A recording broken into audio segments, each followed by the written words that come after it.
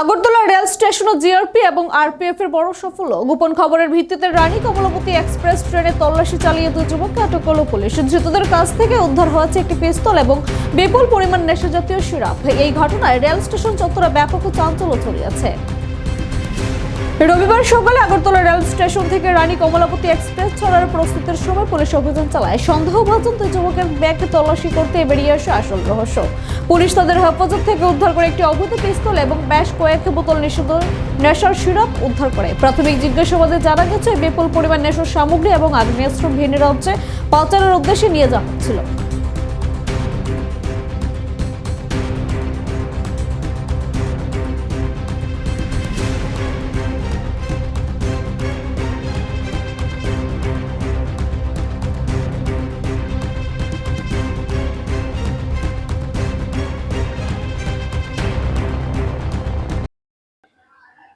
আমরা আজকে এখানে আরপিএফ এবং আমাদের স্টেটের প্লেন ক্লথ যে গোয়েন্দা দপ্তরের লোক ছিল ও তাদের জয়েন্ট অপারেশনে দুজন বিহারের দুজন ছেলেকে আমরা ডিটেন করি।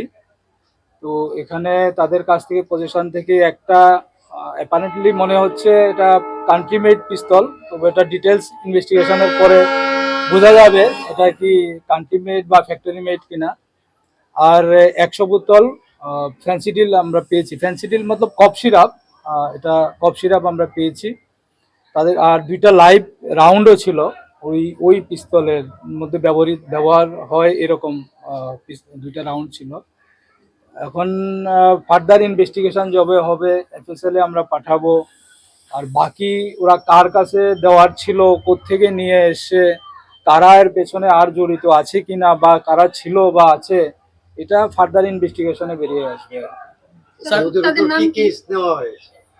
তাদেরকে এনডিপিএস কেসে এবং আর্মস অ্যাক্টে কেস নেওয়া হবে। আর একজনের নাম হলো কার্তিক, আরেক ইয়াদব, আরেকজনের নাম হলো আমোদ। এটাই আমরা এখন পর্যন্ত পেয়েছি ওদের ভার্সন অনুযায়ী। বাকি ওদের রেকর্ডপত্র যখন চেক করব আরো কি ডিটেলস আছে এটা বেরিয়ে আসবে। ট্রেন থেকে উদ্ধার করা হয়েছে? হ্যাঁ, ট্রেন থেকে। এটা রানী কমলাপতি এক্সপ্রেস যে ট্রেনটা আসে ওই ট্রেনটা থেকে আমরা পেয়েছি। স্যার, ইদানিং দেখা যাচ্ছে রেল স্টেশনকে ব্যবহার করে বিভিন্ন রকমের নেশা সামগ্রী পাচার এবং আপনাদেরও সাফল্য আছে। রেল স্টেশনে কি আরো কড়া নিরাপত্তা করা দরকার? হ্যাঁ, আমরা তো অ্যাকচুয়ালি বললাম না, যেটা বললাম যে প্লেন ক্লথ আমাদের গোয়েন্দা দপ্তরের প্লেন ক্লথ স্টাফ এটার মধ্যে ছিল এবং আরপিএফ এর ছিল। তো আরপিএফ এর তারা তো ইউনিফর্মেও থাকে, প্লেন ক্লথেও থাকে কেউ কেউ হয়তো। আর ধৃতদের নাম এবং পরিচয় জানতে তদন্ত শুরু করেছে জিআরপি থানার পুলিশ। এই চক্রের সাথে আর কেউ জড়িত কিনা তাও খতিয়ে দেখা হচ্ছে।